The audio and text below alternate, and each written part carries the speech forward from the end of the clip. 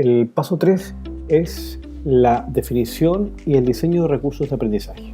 En palabras simples, los recursos de aprendizaje son aquellos materiales educativos que se utilizan como mediadores para que el estudiante pueda ir incorporando apropiadamente los contenidos que están asociados a un curso, en este caso para la modalidad no presencial. Nosotros sabemos que existe una gran variedad de recursos de aprendizaje para la docencia tanto escolar y también para la universitaria.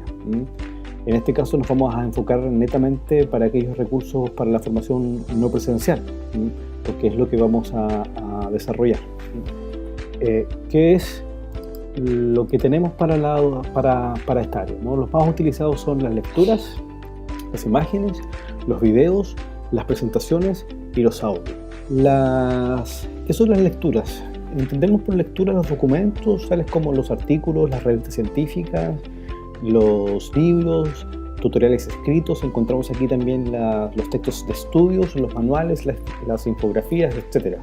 Las lecturas son por lejos los recursos que más se utilizan en la educación a distancia, pero también, por ser los más utilizados, es muy fácil caer en el error de pensar que por tratarse de educación a distancia, el profesor piensa que debe dar más lecturas que lo habitual, dado que tendrá menos espacios directos para interactuar con el estudiante. Entonces tenemos que pensar al revés, por el contrario. Lo que se recomienda es que el profesor sea bastante estratégico en seleccionar solo aquellas lecturas que va a incorporar en su curso. Otra vez, priorizar, filtrar. Entonces una recomendación aquí es menos es más. Debemos priorizar la calidad antes que la cantidad. Lo anterior, debido a que efectivamente los espacios directos que vamos a tener de interacción entre el profesor y el estudiante son limitados. Entonces debemos asegurar que efectivamente el estudiante revise y prepare el material previo a la clase online que vamos a tener. Si pensamos nosotros en la estrategia que mirábamos anteriormente de clase invertida, debemos activar esta estrategia que ya explicamos anteriormente. Entonces el estudiante debe tener el tiempo y la motivación suficiente para revisar todo el material que el profesor entrega previamente. Dentro del repertorio de lecturas que ya consideradas para el curso bajo su modalidad presencial, el profesor debe elegir aquellos que sea de mayor relevancia y que transmitan el contenido de la manera más clara y concisa posible. Entonces, si en este proceso de filtraje algunos textos van a quedar finalmente fuera, lo esperable es que nosotros utilicemos una estrategia para el curso online de tomar dos secciones de lectura, una obligatoria y otra sugerida, para aquellos estudiantes que deseen profundizar en la temática. Entonces, las lecturas sugeridas por el profesor se pueden anexar a aquellas lecturas que finalmente no pudieron ser incorporadas como recursos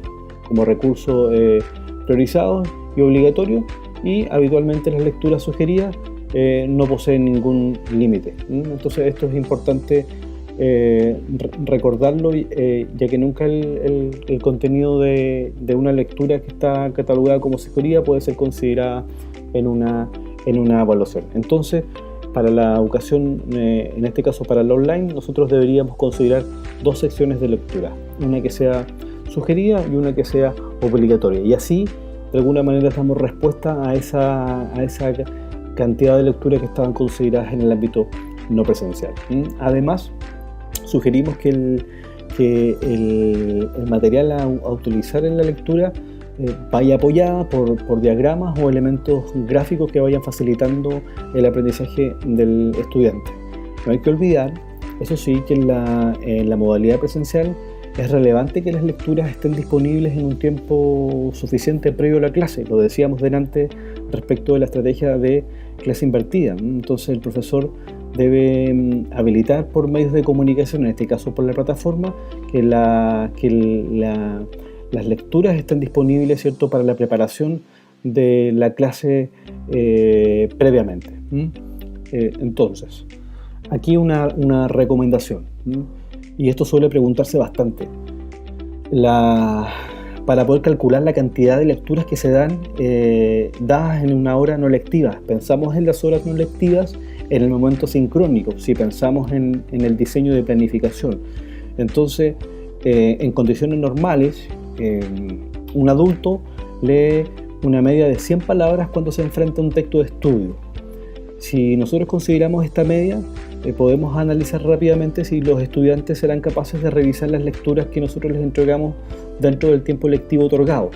Entonces, por ejemplo, que en promedio demorarían en leer una hora un artículo de 6.000 palabras. Entonces, si este es el promedio de lectura de un estudiante, una hora al leer un artículo de 6.000 palabras, tenemos que considerar también el tiempo que se le dedicará al resto de los recursos que le vamos a entregar, porque no solo va a haber lectura, sino también va a haber videos y también presentaciones. No hay que olvidar eso. Los videos. ¿Qué pasa con los videos? En esta categoría de recursos podemos considerar dos variantes. Por un lado, los videos ya disponibles, seleccionados por el profesor como material de apoyo para el curso, y por otro lado tenemos los videos que pueden ser confeccionados por él mismo.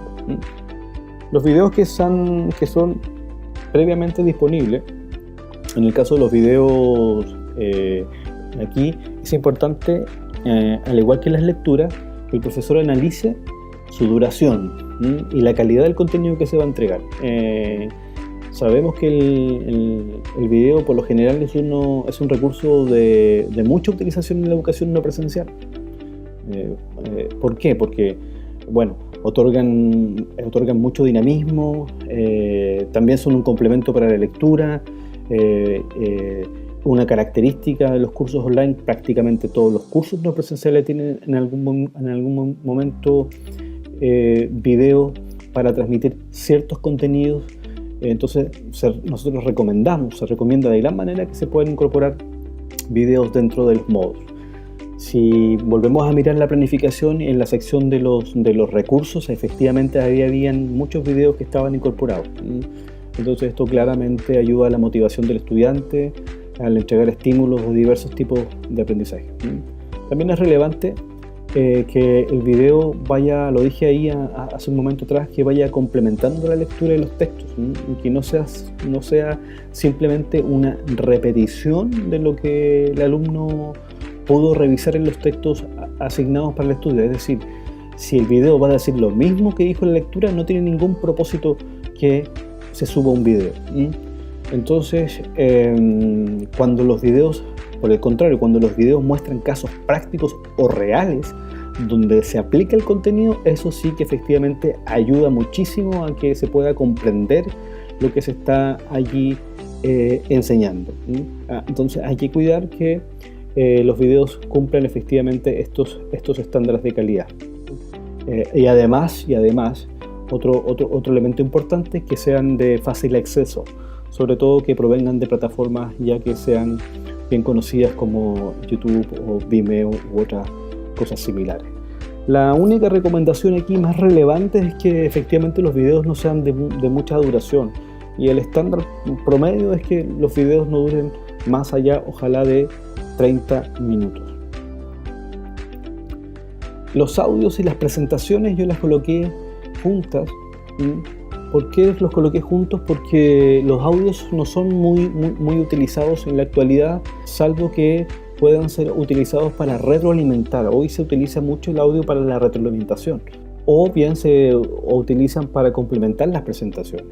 Entonces, si nos referimos específicamente a las presentaciones, bueno, son un recurso bien valioso si efectivamente se diseñan de forma atractiva para los estudiantes. En la educación a distancia las presentaciones se tornan una herramienta muy necesaria, ya que ayudan a los estudiantes a entender de mejor manera el contenido y les proporcionan evidentemente una fuente inicial de apuntes donde anclar su aprendizaje. Bueno, sí, a diferencia de las instancias presenciales donde el documento de la presentación tiende a compartirse una vez cerrada la clase, en la educación no presencial pasa todo lo contrario, es al revés.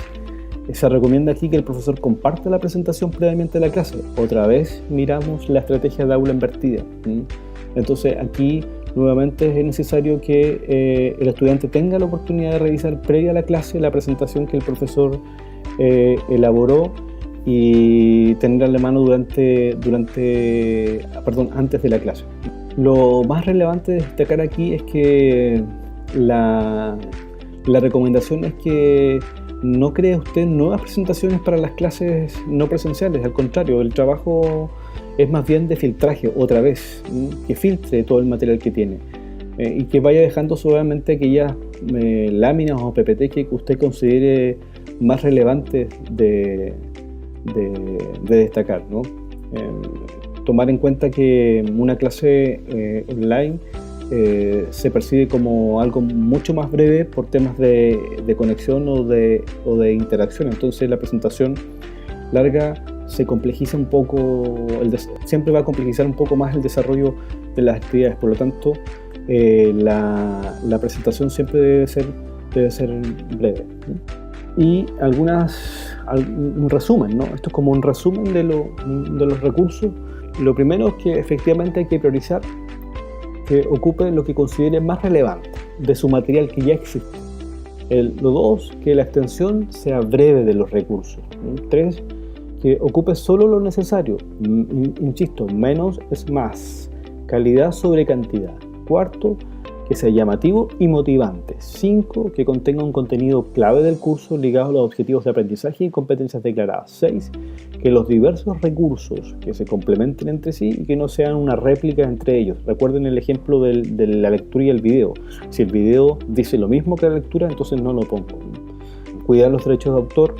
Y el 8. Conversar con colegas compartiendo ideas y experiencias que lo haya resultado mejor respecto de los recursos. Y cree material solo si es necesario. Hay mucho material ya disponible, o sea, no marearnos con herramientas y con la creación de recursos que de repente nos van a sobrecargar en términos de trabajo, sino que efectivamente buscar ya muchos recursos buenísimos que están en la red y que son de libre distribución. Eso es como la recomendación respecto de los recursos.